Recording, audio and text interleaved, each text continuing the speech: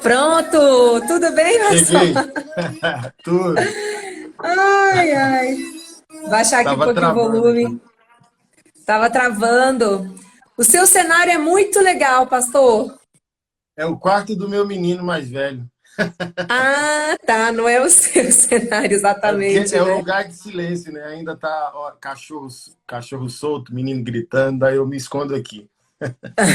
Você tem quantos filhos, pastor? Tenho três filhos, um de 12, um de 10, que é autista, né? E o mais novo tem 5 anos. Ah, nossa, é uma escada interessante, né? São É. idades diferentes. 12 para 10 não tanto, mas de 12 para 5 já é muito, né? E três cachorros, um cachorro para cada. Ai, que delícia! Qual a raça dos cachorros? É uma Collie, né? E Yorkshire, não, esqueci o nome do outro, que parece Yorkshire. Não sei muito desse negócio de raça E de olha, cachorro. o bichinho de estimação é uma ferramenta muito importante em muitas famílias, né? Aham. Traz uma tranquilidade, traz alegria. E nesse momento, infelizmente, pastor, muitas famílias estão abandonando os seus bichos de estimação. Não sei se Não isso já sabia, chegou ao seu. não sabia. Sabia? Não. Sim, por causa da pandemia, tem muitas famílias que estão abandonando, né? Mas Estão com assim, medo qual o do motivo bicho. central? O motivo é que eles têm medo de se contaminarem, né, por meio do bicho, do bichinho, porque de fato o animal ele pode sim se contaminar com o Covid, né? Inclusive ele Uhum. até pode transmitir, só que ele não fica doente. Olha. Então, assim, hoje a medida mais segura realmente é você ficar com o seu bichinho de estimação em casa, se você conseguir. Agora, se for cachorro, que você precisar sair de casa, aí realmente é bom você sair, né, com a máscara também, enfim. Mas sob nenhuma hipótese abandonar, né, gente? Porque o bicho de estimação, ele é responsabilidade Ah, sua a partir do momento que você pega, né, para criar. é, é. E além da responsabilidade, eu acredito que o vínculo afeta, né? Imagina, tanto para a criança, que está habituada com o animal, tanto com o animal, né? Não sei. Nossa, com certeza. Com Mas eu certeza. acho que é mais, às vezes, né? Mas não, também tem uma responsabilidade da transmissão de informação, né? Não sei se você concorda. Hoje a internet, a gente está validando a vida real por meio da vida virtual. Então, às vezes, a gente nem Totalmente. averigua, de fato, a raiz das informações. Igual, por exemplo, tem um áudio real, tá? Isso aqui é real. Aqueles grupos de WhatsApp de vovó, né? Sou nordestino, aí as vozinhas do Nordeste é tudo, meu Deus, entra em pânico. Aí a minha esposa me mostrou um áudio de uma vozinha dizendo: Olha, o fulano, Francisco, graças a Deus fez o exame, tá tudo bem, tá? Não é coronavírus, é só dengue hemorrágica e ele tá internado, graças a Deus, né? Aí eu falei, meu Deus, entendeu? A gente toca um pânico, tem uma realidade nessa pandemia, mas tem É. gente sensacionalizando demais também algumas coisas, né? Ah, sim, a questão do coronavírus já virou um debate político há muito tempo, né, pastor? Uhum. Há muito tempo, realmente, né? A gente vê uma disputa de narrativas, mas, assim, infelizmente, hoje o Brasil está ocupando a terceira posição no número de contaminados, Meu né? A Deus. gente ainda está na ascendência da curva, então mais gente ainda vai se contaminar, mais gente ainda vai morrer. E a gente tem algumas cidades que não já estão com o sistema colapsado, né? Uhum. São Paulo, Rio de Janeiro está colapsado, Manaus está colapsado. Então, assim, infelizmente, ainda vamos ver muitas histórias tristes em decorrência dessa triste doença. E todo o cenário de desconstrução das políticas públicas de saúde, de desvirtuamento do uso de recurso público, a gente paga o preço agora, mais Uhum. do que nunca, né? Porque se a gente tivesse uma estrutura para receber as pessoas, não, a gente não ia ter tanta morte assim. A gente já passou de 8 mil mortes, né? A Vo- gente poderia Você ter vê, evitado muitas mortes se a gente tivesse leitos e respiradores, enfim. onde você vê o funil assim mais prejudicial para para essa questão das políticas públicas que possam amenizar o impacto da pandemia? Nos governos estaduais ou no governo federal? Olha, pastor, cada estado hoje está com uma realidade muito diferente, né? Então, assim, para cada cidade, para cada estado, vai ser uma política diferente. Nós temos municípios, por exemplo, que até hoje não tiveram nenhum caso, né? Então, nesses casos, eu não vejo o motivo de você parar a economia de uma forma geral, né? Porque, Uhum. afinal de contas, há alguns municípios no Brasil que ainda não tiveram contato com a doença, graças a Deus. Em outros, né, como é o caso aqui do Distrito Federal, a doença já chegou, mas existe um controle, né? O governo do Distrito Federal ele teve coragem de promover um lockdown de uma forma antecipada, foi muito criticado, inclusive, por causa disso, e hoje a gente está vivendo o benefício dessa política que foi feita na hora certa. Hoje, por Uhum. exemplo, eu sou defensora da retomada da atividade econômica. Olha Eu aí. acho que aqui no DF a gente já tem condições de liberar, por exemplo, restaurantes, de liberar salões de beleza, claro que dentro de protocolo de segurança. Uhum. Lógico, né? Assim, todo mundo usando máscara, não podendo ter aglomeração, mantendo distância entre as pessoas. Existe a possibilidade, sim, de você criar um ambiente de segurança aqui no DF. Não defenda a retomada das escolas agora de forma alguma, porque na escola, na sala de aula, você não consegue promover o distanciamento entre os alunos, entre os professores. Você também tem o incremento do uso de transporte público com a retomada das aulas. Então, eu acho que a aula, não vejo, assim, antes de 2 meses, a possibilidade de ser retomada. De verdade, não vejo, assim, por todo o estudo técnico do assunto, da análise do crescimento da doença, eu não vejo que o governador vai retomar as aulas. Já o comércio, eu já defendo, né? O DF também está muito bem no atendimento à saúde. Essa semana, pastor, eu fiscalizei a construção do hospital de campanha, que está Eu sendo vi. construído no estádio Mané Garrincha. Vão ser mais 173 leitos a serem inaugurados. Então, vai dar um reforço aí, caso a gente venha a viver o pico, né? Então, a gente tem condições de receber essas pessoas e evitar as mortes. Porque a morte provocada pelo corona vem exatamente da indisponibilidade de um leito, né? Se a Uhum. pessoa tem atendimento correto, se ela tem acesso ao respirador, dificilmente ela vem a óbito. O problema é essa falta de disponibilidade. Lá em São Paulo, por exemplo, os médicos eles já estão optando. Quem é que vai para o leito, quem é que não vai. Consequentemente, quem é que vai morrer, quem é que vai sobreviver. Né? E eles estão tendo que fazer escolhas muito cruéis e sem nenhum tipo de balizamento, de protocolo mesmo, do que fazer, eles estão se arriscando, inclusive, hoje. Né? Então, Deixa eu entrar aí nesse ponto, que eu vou chamar de efeito colateral. De algum modo, toda liderança ela tem um efeito colateral, né? Claro que a gente não vai apelar à questão da irresponsabilidade, mas, por exemplo, pensando nas figuras dos governadores, né? Eu não sei quais são os humanos, né, dentre eles, ou aqueles que eu denomino ratos oportunistas sempre em qualquer situação, mas um verdadeiro governador, um governador responsável, comprometido com o seu encargo, comprometido com a sua população ali, tem a pressão e o receio de que controlo, libero. É claro que ele por si só não vai possuir essa autoridade, principalmente se o Estado não tiver todas as condições para lidar com as reverberações daquilo. Mas vai chegar uma hora que, independente da narrativa, independente do espectro político que o indivíduo esteja, vai ter que ser tomada uma decisão. Assim, ó, Deus nos livre que isso se perpetua até o final do ano. Então, assim, de alguma maneira vai ter que se perguntar o que é pior, o efeito colateral que alguns de nós vai ter que morrer, ou, por exemplo, estava discutindo isso hoje mais cedo. Gente, ok, todos nós somos favoráveis a todo tipo de política que evite uma contaminação em massa. Mas olha só, quem estiver usando de narrativa para perpetuar situações surreais dentro dessa pandemia, vai ter que lidar com um efeito colateral que é suicídio em massa. Chegam relatos para mim de empresários no Brasil que já estão se matando, A gente discutiu isso na última live. O índice de divórcio e violência doméstica subiu 50%. O pai de família que vai se desesperar porque não tem como colocar o pão na mesa.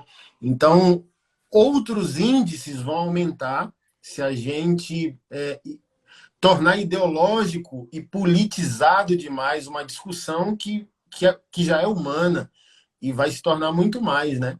Então, Sim, a gente vai olhando alguns governos, principalmente no Nordeste, né?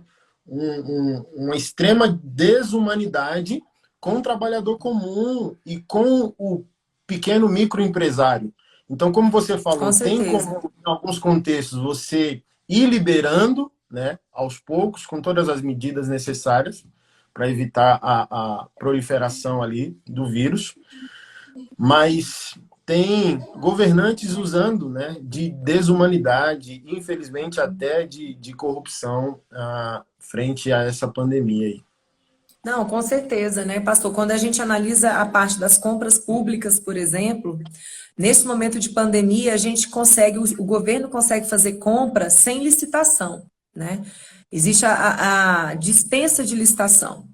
E, coincidentemente, muitas coisas começaram a ser adquiridas agora neste período porque estamos sem licitação, né? Muitos equipamentos que não precisariam ser adquiridos agora, eu, por exemplo, aqui no Distrito Federal, estou investigando a compra de órteses e próteses que estão sendo adquiridas por dispensa de licitação, no momento em que as cirurgias eletivas estão suspensas. Então, Que é o destino suspeito. não é para combater a Covid-19, né? Pois é, então assim, não faz sentido, né? Se for relacionado ao combate ao Covid, tudo bem, mas se não for, é oportunismo. E a gente sabe Uhum. que quando um produto é adquirido sem licitação, ele é adquirido por um valor muito superior ao que ele deveria ser, né?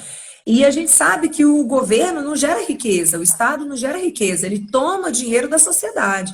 Yeah. Então, o rombo que está sendo criado hoje nas contas públicas vai ser pago por todos nós, por todo mundo que paga imposto, né? Uhum. Essa conta chega, a conta já está chegando e vai chegar mais ainda no ano que vem. Então, por isso que a gente tem que estar muito atento, porque sim, infelizmente, nós temos a corrupção, assim, acentuando nesse período, né? E é por isso que a gente intensificou ainda mais o nosso trabalho de fiscalização. Porque a gente precisa estar atento a essas compras públicas, a essas escolhas que estão sendo feitas. Quando a gente analisa,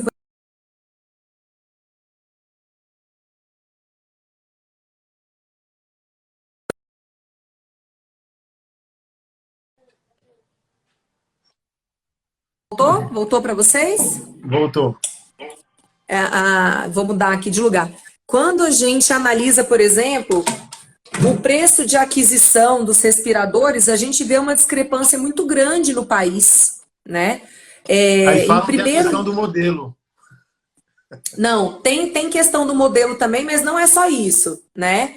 Tem modelo, tem custo logístico, né? Tem uma série de coisas, mas eu acho que o senhor postou sobre isso, não postou também? Gostei. Uhum. Postou. É brutal a diferença. Então, como é que um governador consegue comprar 10 vezes mais barato que um outro governador? Né? Assim, realmente a gente vê que tem muitas coisas ali no meio suspeitas que precisam ser investigadas. Agora, o que eu fico triste, pastor, é como, infelizmente, essa conversa que deveria ser pautada em dados técnicos, né, tanto pelos técnicos da saúde como pelos técnicos da economia, passou a ser tratada como uma discussão polarizada no Brasil. Mais uma vez, uma polarização que afasta os brasileiros, que nos impede de enxergar o todo de uma forma responsável, de uma forma Uhum. holística. Porque, gente, não existe essa separação entre vida e economia.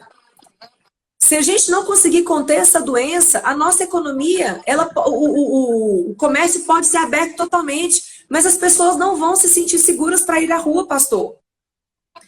As famílias não vão para os restaurantes, as pessoas não vão voltar para o shopping. Se a gente não conseguir domar essa doença, a gente ainda vai passar muito mais tempo sofrendo as consequências dela. Agora, como que a gente vai fazer isso? É com responsabilidade, é com análise técnica, né? A gente vê, por exemplo, hoje, o ministro da Saúde, já o segundo ministro da Saúde, já dizendo que pode ser que seja decretado lockdown total.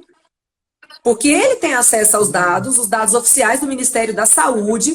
E aí, gente, se a gente não confiar no nosso ministro da Saúde, realmente fica complicado. Porque nós temos lideranças que nós precisamos confiar nelas. Né? É verdade. Se a gente começa a desconfiar do dado que vem do Ministério da Saúde, então de onde que vem um dado confiável? Eu não sei de onde.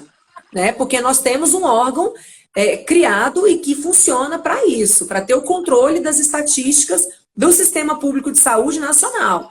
Então, quando você vê a liderança máxima do segmento dizendo isso, né, a gente acende um alerta.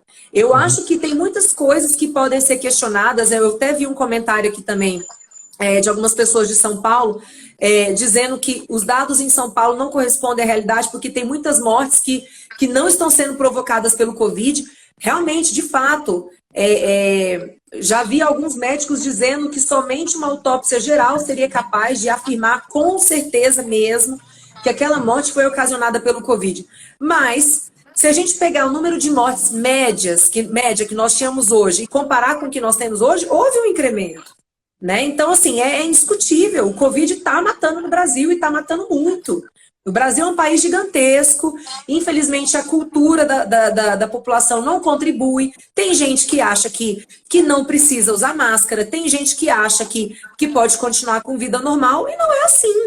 Exige sim, gente, esse é um momento que exige um comportamento diferente da nossa parte.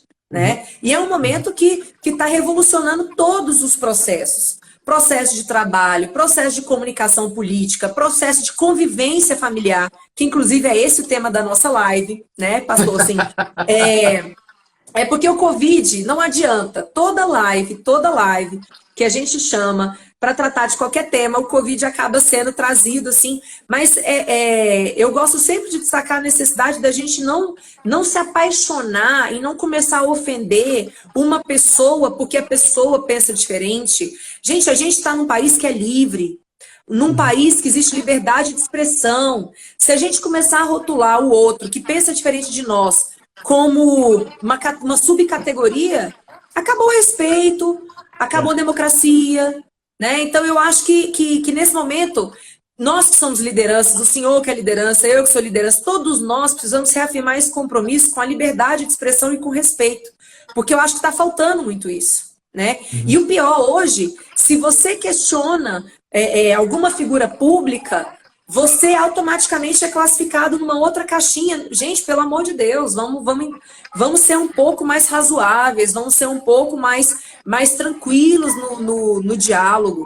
Né? Eu particularmente não classifico isso, sabe, assim, governador, o pastor, um governador que quer ter um pouco mais de cuidado com o alastramento da doença. Eu não vejo esse governador necessariamente contra o governo federal.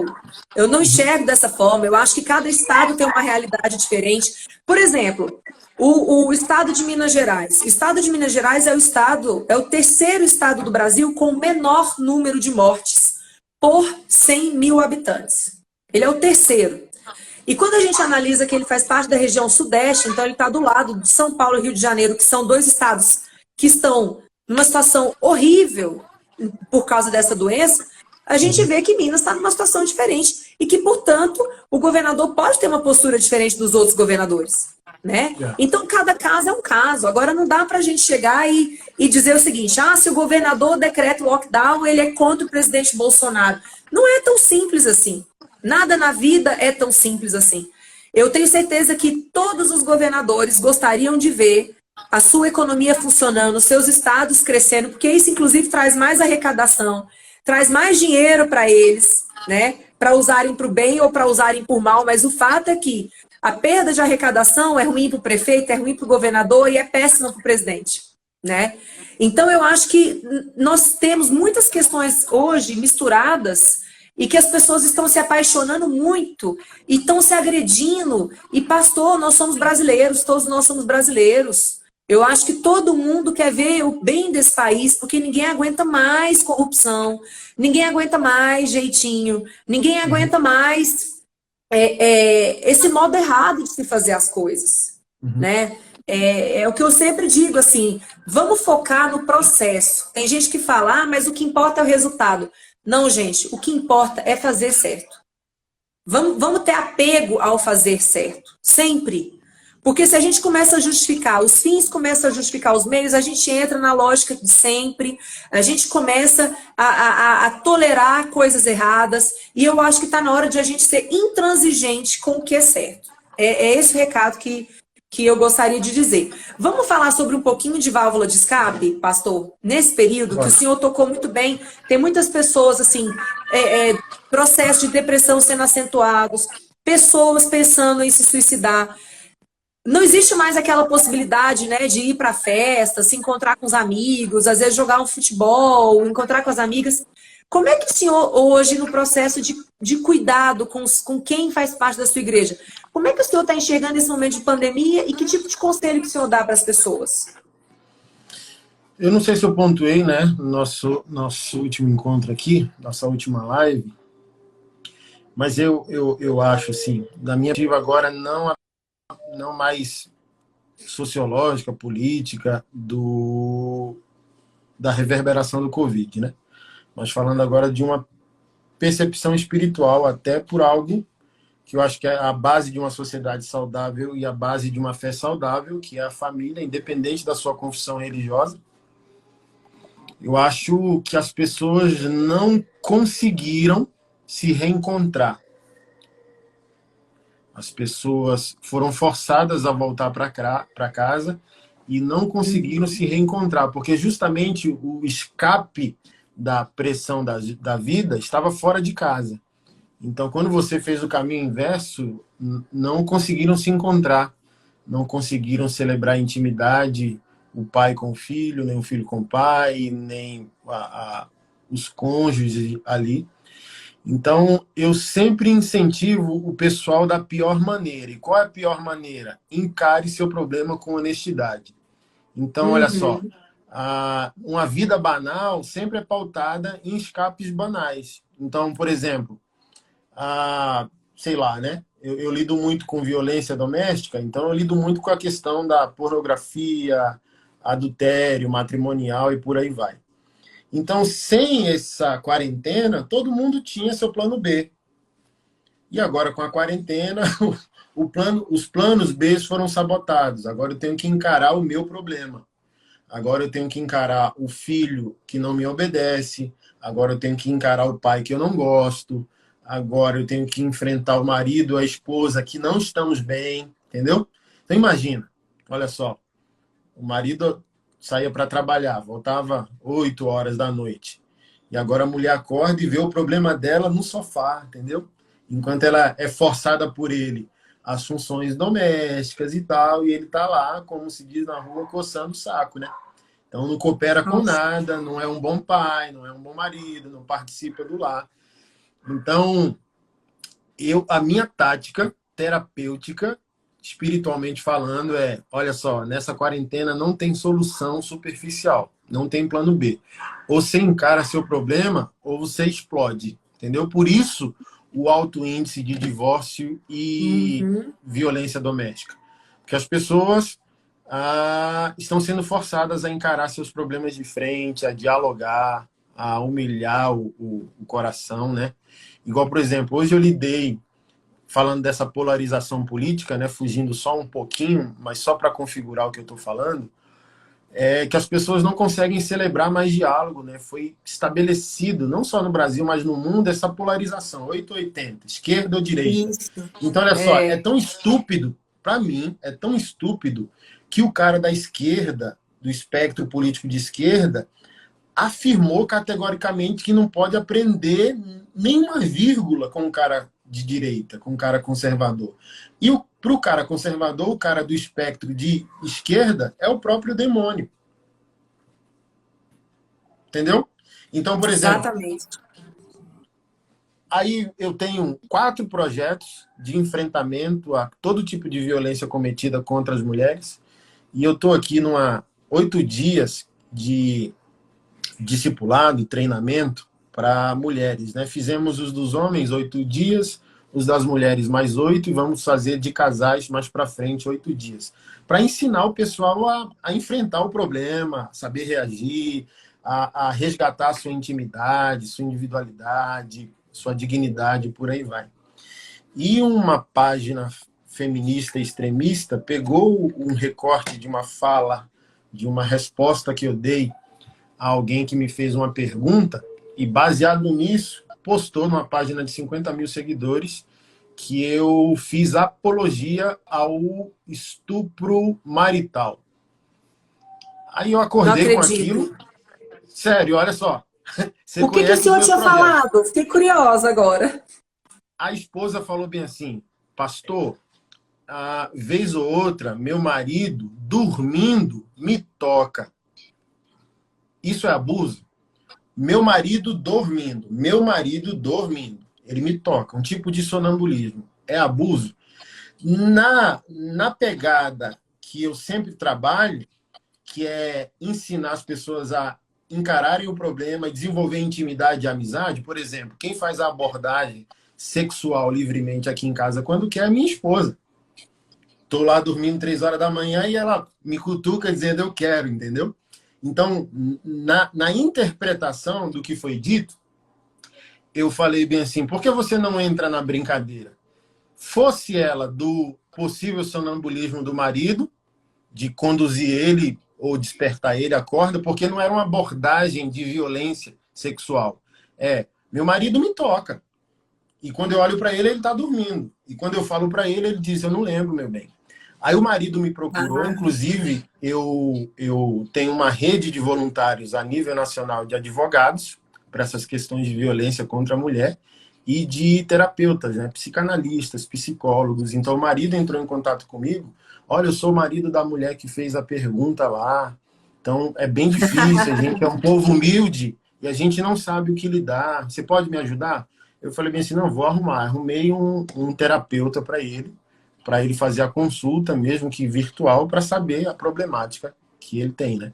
E a esposa me procurou, olha, eu sou a moça que fez a pergunta, meu marido é extremamente dócil e gentil, nunca me agrediu, nunca transamos sem consentimento, é só isso que eu achava estranho, às vezes ele me acordava e ele estava dormindo, pastor, literalmente e tal.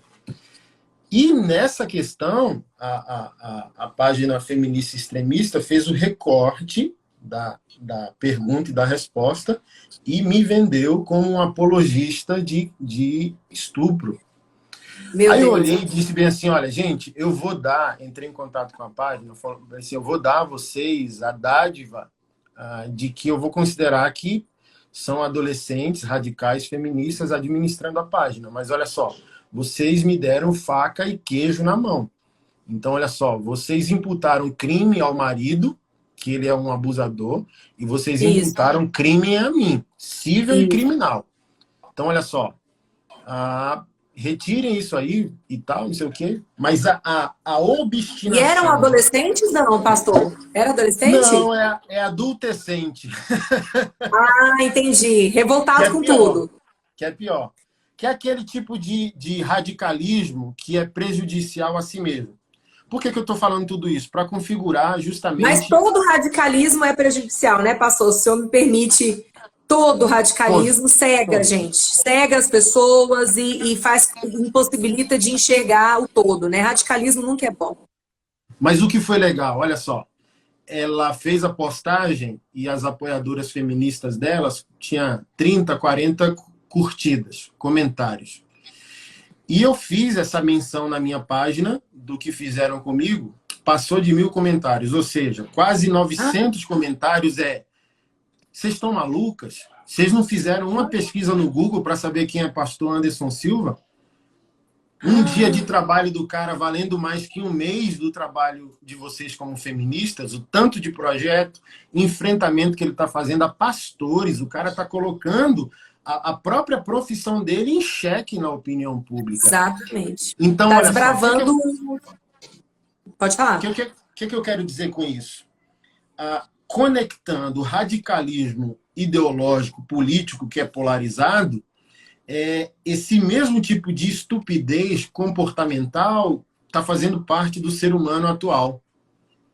Por isso que ele não consegue mais conviver como marido e mulher. Não consegue, porque, olha só, esquecemos a realidade, que é o olho no olho, que é o toque, que é a amizade, que é o encontro, para julgar que verdade é aquilo que salta de uma tela de smartphone. Isso. Então, a Porque é mais quarentena fácil também, quebrou né, pastor? totalmente. Relacionar pela internet, ser feliz pela internet, ser legalzinho pela internet é bem mais fácil, né? Agora, ali presencialmente é que faz a diferença mesmo, né? Como que eu concluo essa minha fala? Assim, ó, Ah, nos aproximamos de quem está longe e nos distanciamos de quem está perto. E a quarentena exatamente. quer fazer o inverso. Quer que eu volte a encontrar quem está perto e quem está longe está longe. Mas Ou fale aí, seja, como que você vê? é uma oportunidade, né, pastor? Na realidade, Sim. o que está acontecendo é uma oportunidade, assim, para reconstruir laços fragilizados, quebrados, ou não, ou às vezes chegar à conclusão de que é melhor se distanciar. O que eu gosto do senhor é que o senhor já comentou algumas vezes, né? Assim, tem casamentos que realmente não justificam continuar, né?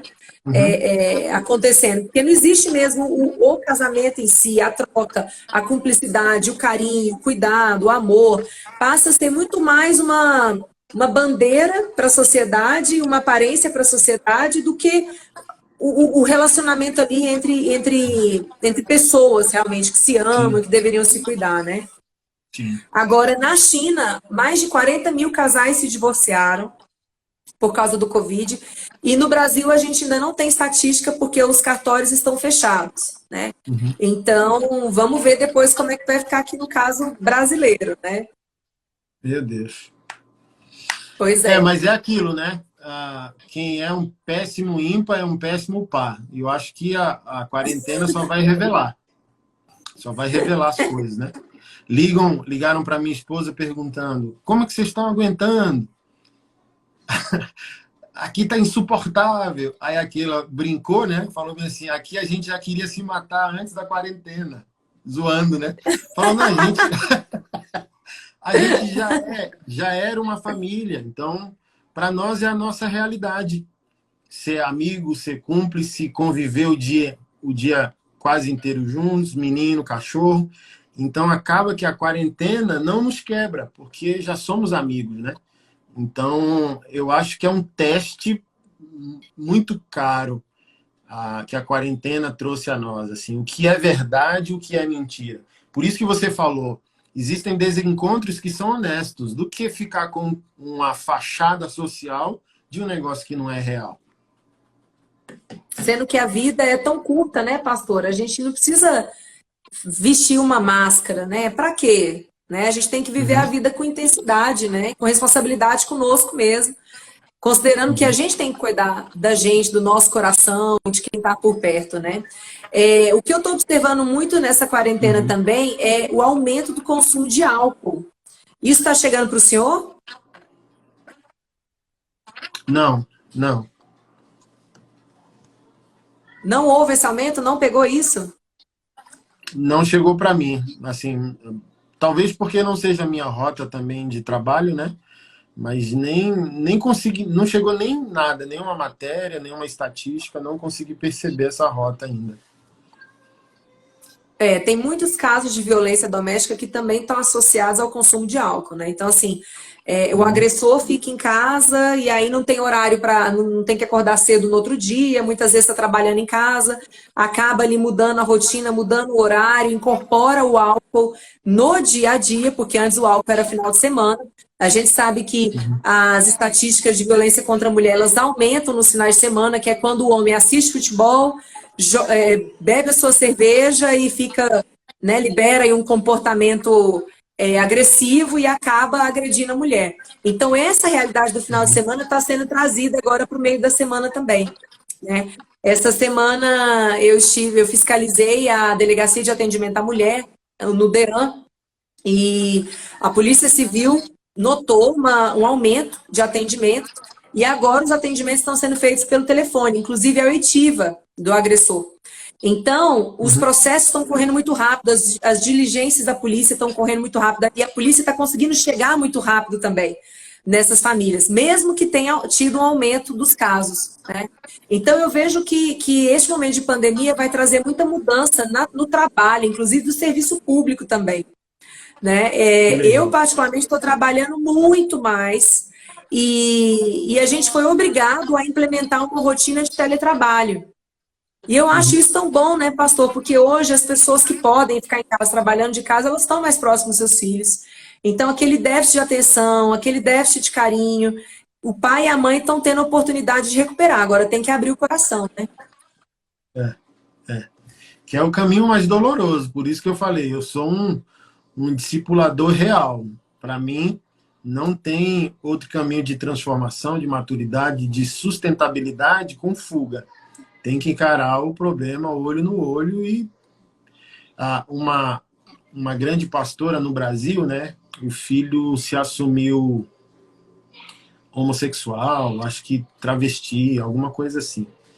Aí, quando entra a religiosidade com essas coisas, e a resposta dela foi espetacular. Gente, olha só, quer eu concorde, quer eu discorde, olha só, é meu filho e nunca lhe negarei amor nem acolhida. E é justamente isso.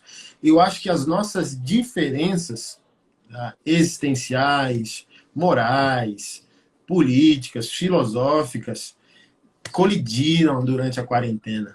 E só vai continuar de maneira plena quem reconhecer esse fato e encarar o problema, aprender a dialogar, aprender a se arrepender, a pedir perdão, a ouvir o outro, né? E uma coisa que eu acho interessante também é como as pessoas se sentem livres para ofender as outras, né, pastor? O que existe na cabeça de uma pessoa que mostra para ela, que diz para ela que ela tem alguma liberdade para xingar o outro? Porque pensa diferente. Eu também gostaria. Eu não sei se você nas suas redes sociais, mas tem gente especialista só em me ofender e me insultar. Gente! De graça, né? Porque assim, se você merecesse, se eu posso colocar nesse enquadrar dessa maneira, mas aparentemente, como que eu analiso isso? Eu analiso o seguinte: a pessoa está tão desconfortável consigo mesma, ela está tão desconfortável com o seu desencontro doméstico, familiar, que a internet é uma válvula de escape, é do tipo assim, um tiro ao alvo. Então, assim, ó, descarregar o meu estresse, que eu não vou fazer em casa, que bom, e glória a Deus por isso, vou pegar a Lucy e vou xingar ela lá, que eu não concordei com a pauta que ela defendeu. Eu vou lá no pastor Anderson e vou xingar ele todo, que ele não é pastor porque tem a cara tatuada. Então, assim, ó, quando eu vou ver, são insultos tão banais, e as pessoas dizem bem assim, mas a rede é social. E ali eu falei, eu disse, olha só, não é porque eu sou livre para postar que você é livre para comentar. Não concorda, isso. Não me segue. Não concorda, não me segue. Segue a vida. Você não tem que parar a sua vida para me hostilizar. Não, e eu acho que se o ambiente é social, mesmo que digital, ele é social. Na rua a gente não tá, a gente não é normal você xingar uma pessoa na rua, né? Já existe esse padrão, já existe esse código entre nós, na sociedade, de que o xingamento é algo grave, que não é aceitável. Por que nas redes sociais as pessoas acham que elas estão livres para isso? Por que elas acham que mudou o padrão de comportamento? Gente, a rede social, o nosso perfil ali, somos nós também. Né? Somos nós. O comportamento que você demonstra na rede social é você. Por mais que você ache assim, não, mas aqui eu só entro para apoiar determinada pessoa. Então, portanto, quem falar mal dela, eu vou chegar e vou ser, desculpa a palavra, vou ser escroto mesmo.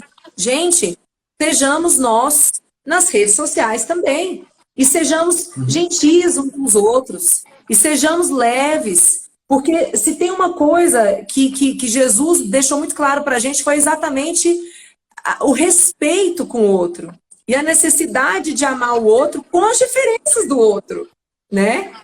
Então, assim, é muito simples você, não, eu tô aqui, eu elogio uma pessoa que pensa exatamente como eu. Agora, teve um momento ali de discordância, falar uma coisa que eu não gostei, não, a partir de agora você é inimigo, né? É o que está acontecendo muito agora.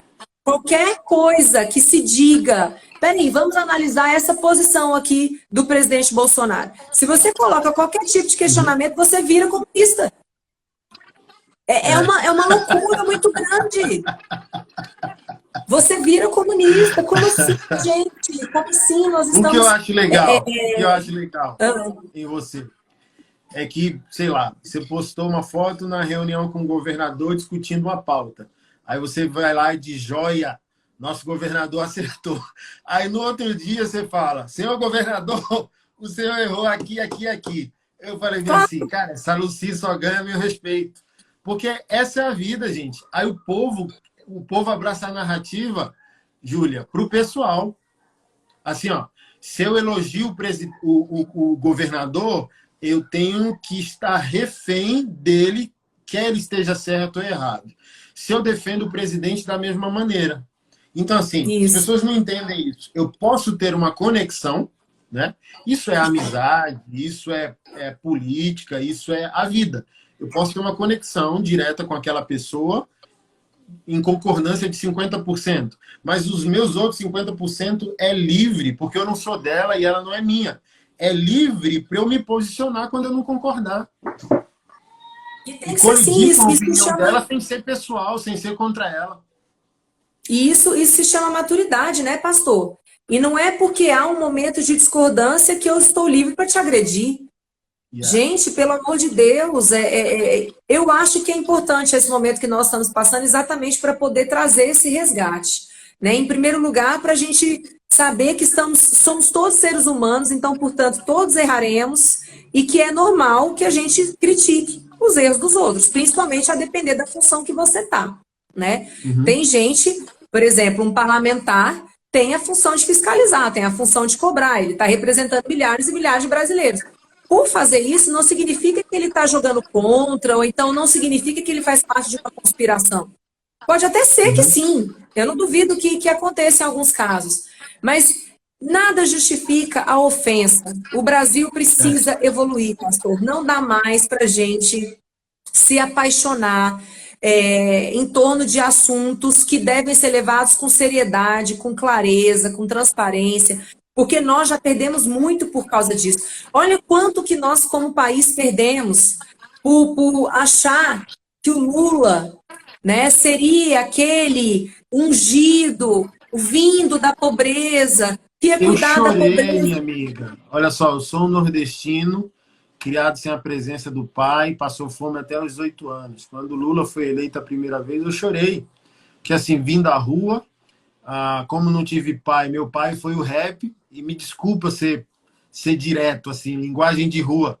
Eu chorei no dia da primeira eleição dele, dizendo, meu Deus, o primeiro vagabundo, o primeiro vida louca no poder, agora vai, entendeu? Um representante do povo. E olha só, gente, quase toda paixão é traidora em si. Amor é equilíbrio. Paixão é um combustível. Pode acelerar o amor ou pode destruí-lo completamente, né? Você fica cego. Verdade, verdade. E isso no relacionamento homem e mulher é muito fácil de perceber, né, pastor? Às vezes a gente vê um casal ali que está no início do relacionamento, as pessoas que estão de fora já começam a observar coisas graves, assim, seja da mulher, seja do homem, mas quem está ali no meio, o homem e a mulher, não conseguem perceber, exatamente porque estão ali envolvidos naquela química e não enxergam, mas depois de um tempo é que começam a enxergar. E eu acho que a gente precisa buscar essa maturidade, essa humildade, né, assim, eu, por exemplo, estou fazendo, nesse período eu estou fazendo 2 terapias, né, eu faço online mesmo. E está sendo muito importante esse processo, e uma das conclusões que eu cheguei, por essa construção toda interna, é que todo mundo, pastor, tem uma boa intenção. Todo mundo. Todo mundo. Eu muitas vezes eu sofro, né? Eu estou ali num debate na Câmara, tem projetos que chegam para mim, eu falo, eu não acredito que eu estou lendo isso, não é possível que alguém teve coragem de escrever.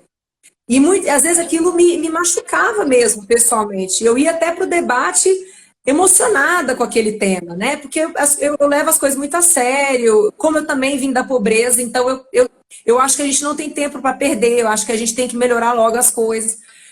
Mas aí acabou que eu tinha uma reação mais agressiva, sabe? E isso desconstrói qualquer possibilidade de conversa e de avanço com os meus colegas. Porque quando você vai para cima de alguém, gente, a gente fecha a porta para o diálogo. Se você começa uma conversa, se você faz uma postagem na rede social já agredindo a pessoa, já era. Ela já vai se fechar para você e mais, ela já vai reagir com agressividade. Porque se você é agressivo, você vai atrair agressividade para você. Não tem jeito. É assim que funciona. As pessoas agem por reação. Reação. Então, eu comecei a trabalhar isso e foi muito importante ter chegado a essa conclusão, né? Que existe boa intenção nos atos. Se a gente conseguisse conectar a boa intenção dos atos das pessoas, a gente consegue fazer o trabalho de empatia, que é se colocar no lugar dela, e, consequentemente, o diálogo vai ficar facilitado, porque eu não entro com uma postura de julgadora, eu entro com uma postura de curiosidade. Deixa eu entender esse seu ponto de vista. E exatamente por entrar com uma outra postura que a pessoa se comporta diferente, vai responder diferente, e possivelmente você vai chegar numa solução ótima, sabe? Legal. Agora, quando a gente... Oi, quer falar? Não? E quando a gente parte por uma postura assim de já enfrentamento, então, por exemplo, eu acho que fulano é comunista, então a partir de agora eu já não escuto nada que ele fala. Gente, isso é uma atitude errada. A gente está desperdiçando a oportunidade de escutar a opinião do outro, de acrescentar para a nossa vida, de dialogar e de descobrir que aquela pessoa também é gente boa. Porque, pastor, eu sou de direita, eu sou liberal, né? Já fui de esquerda também, como senhor. Eu votei no Lula, votei nos 2 turnos. Votei na Dilma, queria muito uma mulher, votei na Dilma. Mas hoje, para mim, já ficou claro que a ideologia de esquerda não funciona e que não tem que ir para frente no Brasil. Mas eu não posso chegar e dizer que todas as pessoas que estão nessa ideologia, elas são más, elas são corruptas, elas são mal intencionadas. De jeito nenhum. Isso é muito simplista, isso é muito injusto, né? E especialmente como cristã, eu não posso fazer esse tipo de coisa, né? Porque para mim é muito claro, Jesus foi o cara mais libertário, mais livre, que pregou o respeito às diferenças, que estava ali com um ladrão, que estava ali com prostituta. Ele não tinha preconceito, ele se abria para conversar com todo mundo. Será que a gente não tem que seguir esse caminho? E nessa pandemia, mais do que nunca, seguir esse caminho de estar aberto ao jeito... É mais difícil. Assim, eu acho que é um caminho sempre solitário, porque a maturidade é o caminho mais difícil. A gente quer o caminho mais fácil, que é o da estupidez. Eu fico rígido nas minhas ideias, fixo nela, porque dialogar dá trabalho, requer a renúncia, requer a humildade. E a gente está falando de uma natureza animal que, quando incendiada pelo nosso ódio ou pela nossa opinião... Então, assim, o que eu digo, até para encerrar a minha fala, é que só tomem cuidado. Falei isso para os homens, discipulando eles aqui virtualmente. Olha, o teu chaveco de hoje, a tua cantada de hoje, tua chavecada de hoje, quando tu não conhece de leis, tu pode estar cometendo um crime. E triste coisa seria para você, como um cristão, um pai de família, descobrir que a sua chavecada, uma menor de idade, a lei vai estar configurando como um assédio. Tu mandou um print, tu mandou uma mensagem inadequada. Então, olha só, todo mundo é livre para pensar e até para quer xingar? Xinga. Eu acho que tu é livre para isso. Mas também tu dá ao outro o direito que, se o outro conhece, por exemplo, um pouco de lei, tu pode estar cometendo um crime, tu pode estar cometendo um ato de racismo, de homofobia. Quando a questão é sexual, piora. Então, eu creio que esse tempo de pandemia, sim, é um tempo de análise do eu, quem eu sou, como eu vivi até aqui, o que é que eu estou fazendo. Será que os resultados da minha vida não são consequências também do que eu fui, como eu fui, do que eu fiz, do que eu semeei? Então, será que não é um tempo de autoanálise, de reflexão, de ler mais, pensar mais, refletir mais? Eu acho que fazer uma listinha de retornos, de arrependimento a pessoas feridas conosco é uma boa pegada terapêutica e até de caráter nesse tempo de quarentena. O senhor sugere fazer uma lista de quem a gente magoou e entrar em contato com essas pessoas? Eu já fiz, sabe com quem? As mulheres. Eu fiz isso há uns 6, 7 anos atrás, que foi, eu acho que a curva da minha plenitude em masculinidade, que eu entendi, olha, um homem, ele precisa ser medicina social, principalmente se ele tiver consciência de fé. Ele não pode ser veneno, ele não pode ser doença, ele tem que ser cura, ele tem que ser antídoto. Então, qualquer mulher que eu já feri na minha vida, eu fiz a lista. Então, imagina o negócio. Ter que pedir autorização à sua esposa para você fazer um caminho de volta. E como essas mulheres vão entender? Uma chavecada? Então, eu tive que me preparar a minha esposa e fazer a abordagem certa. Olha só, sou um homem, me tornei um homem de Deus, me tornei um homem melhor. Há 10 anos atrás, nós namoramos e a minha atitude foi essa, e foi péssima. Então, assim, ó, por consciência moral, social, espiritual, eu queria te pedir perdão, queria te pedir desculpa. Teve uma das namoradas, da ex-namorada, que disse bem assim, olha, eu não entendi na época a sua postura, mas hoje eu posso concluir que você foi um dos poucos homens de Deus, um dos poucos homens de caráter que já passou na minha vida. Então, eu acho, tendo plena certeza de que são esses processos mesmo de transição, de curva na nossa jornada, que vai tornando a gente um ser humano mais maduro. Maturidade, Júlia, para mim, ela não é cronológica. Você pode achar alguém maduro com 20 anos e alguém maduro com 50.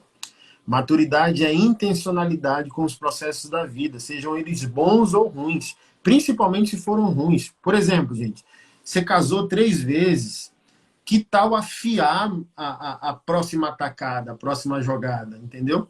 Porque, por exemplo, quanto mais erramos e não aprendemos, não é só a gente que sai ferido na equação. Com certeza, com certeza. Olha, essa sua a ideia da listinha, ela só é importante dizer, né, pastor, que todo mundo tem que se preparar para todo tipo de reação, né? Que a reação pode ser super positiva, a pessoa pode ficar feliz, como também pode aproveitar a oportunidade para descarregar toda a raiva, todo o rancor para cima de você, né? Então, assim, tem que estar com o coração aberto mesmo. Eu vivi um processo com uma pessoa também. Eu chamei a minha casa aqui para exatamente reconhecer os meus erros, né? Muitos erros que eu não percebia, por exemplo, o ano passado, e exatamente fazendo as minhas terapias e abrindo meu coração que eu percebi. E eu senti uma necessidade muito grande. Não é nem de pedir desculpa, viu, pastor? Porque, assim, eu não tinha agido por mal, sabe? Eu fiz o que eu consegui ter feito naquela época. Mas, assim, de assumir a responsabilidade, né? Então, não foi uma conversa nem para me culpabilizar, nem para pedir desculpa para a pessoa. Foi simplesmente para falar assim, olha, eu enxerguei, você ajudou nisso, e eu queria te dizer que eu reconheço, que eu sinto muito e que daqui para frente eu vou agir diferente, porque eu tomei consciência. Então, assim, olha, eu vou falar, foi simplesmente libertador. Libertador, sabe? Depois dessa conversa que eu tive, que, claro, até eu chegar nessa conclusão, eu sofri muito, muito, muito mesmo, com o coração doendo, literalmente, mas eu cheguei a várias conclusões e tô em processo de cura, ó, tô abrindo aqui meu coração. Eita, povo, o Gustavo tá aqui falando, qual é o tema? O tema agora tá coração da Júlia. Fala que eu te escuto. Fala que eu te escuto. Mas assim, é só compartilhando, eu compartilho mesmo a minha vida com as pessoas, mesmo porque eu gosto de mostrar que nem todo mundo é igual, né, pastor? Nem todo político é farinha do mesmo saco. Então eu quero mostrar mesmo o meu cotidiano, a minha rotina, o meu trabalho, exatamente até para inspirar outras pessoas a entrarem na política também, porque a gente vê, fala que eu te ouvo, como Zema falou isso lá em Minas. A gente vê muitas pessoas falando assim, no Brasil só tem político bandido. Então entra na política, meu amigo. Yeah. Então vem pro jogo, vem pra porrada. Se você acha que todo mundo é igual, cai pra dentro, vem fazer a diferença você. Ficar responsabilizando os outros é muito fácil. Então, o tema da live hoje é responsabilização.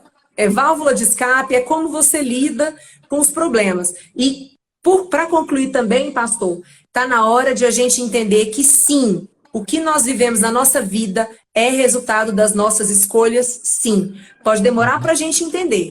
Mas quanto mais a gente quebrando o nosso coração, quanto mais humildade a gente tem, mais a gente vê.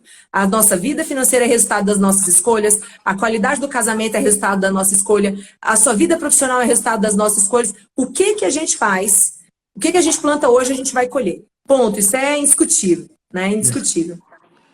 Assim, ó, agora eu encerro de fato minha fala. Nesse processo de maturidade, de amadurecimento, o que envolver perdão, precisamos entender o seguinte: perdão nunca vai ser amnésia. É só soltar o pescoço do outro. Não tem como eu empreender o meu futuro segurando teu pescoço. Ou tu segurando o meu.